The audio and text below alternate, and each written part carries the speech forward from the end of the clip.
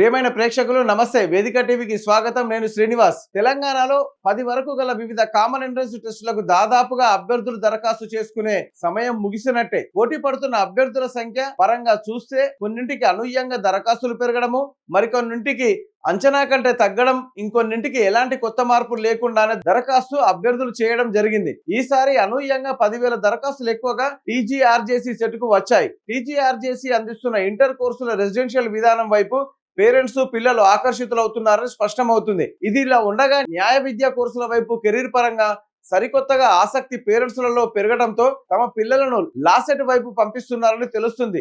దీనితో ఈ సంవత్సరం లాసెట్కు 7,000 దరఖాస్తులు ఎక్కువగా అందాయి. అన్ని రకాల సెట్లలో అత్యధికంగా 3 లక్షల మంది అభ్యర్థులు ఎఫ్సెట్కు దరఖాస్తు చేశారు. ఇచ్చట ఇంజనీరింగ్ స్ట్రీమ్ కు సంబంధించి అభ్యర్థుల సంఖ్యలో ఎటువంటి పెరుగుదల లేకుండా ఉండగా, అదే ఫార్మసీ అండ్ అగ్రికల్చర్ పోటీ పడుతున్న అభ్యర్థుల సంఖ్య గత ఏడాది కంటే పెరిగింది.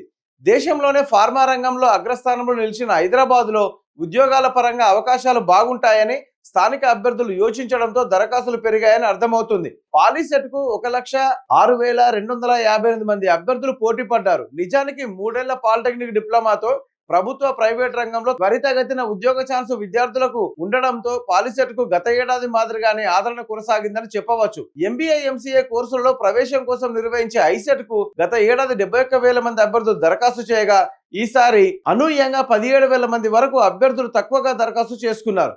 ఇటువంటి అభ్యర్థులు లా కోర్సుల వైపు మళ్ళినట్టుగా భావించవచ్చు. ఇక ఈ సెట్, హెడ్ సెట్ వంటి తదితర సెట్లకు రెగ్యులర్ గా అభ్యర్థులకు ఉండే డిమాండ్ మేరకే దరఖాస్తులు అందాయని తాజా గణాంకాలను బట్టి చూస్తే అర్థమవుతుంది. ఇటువంటి మరిన్ని వీడియోల కోసం చూస్తూనే ఉండండి వేదిక టీవీ.